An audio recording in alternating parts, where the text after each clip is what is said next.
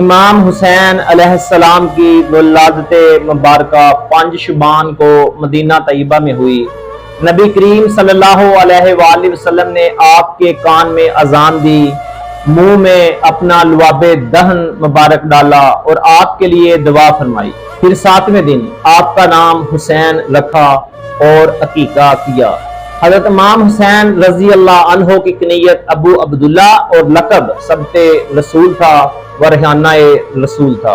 حدیث شریف میں ہے کہ رسول اللہ صلی اللہ علیہ وآلہ وسلم نے فرمایا کہ حضرت ہارون علیہ السلام نے اپنے بیٹوں کا نام شبیر و شبر رکھا اور میں نے اپنے بیٹوں کا انہی کے نام پر حسن و حسین رکھا۔ اسی لیے حسنین کریمین کو شبیر و شبر کے نام سے بھی یاد کیا جاتا ہے۔ سریانی زبان میں شبیر و شبر اور عربی زبان میں حسن و حسین دونوں کے معنی ایک ہی ہوتے ہیں۔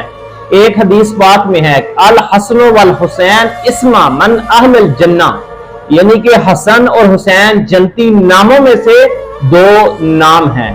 ابن العربی حضرت مفضل سے روایت کرتے ہیں کہ اللہ تعالیٰ نے یہ نام مخفی یعنی کہ پوشیدہ رکھے ہیں، یہاں تک کہ نبی کریم صلی اللہ علیہ وآلہ وسلم نے اپنے نواسوں کے نام حسن اور حسین رکھا۔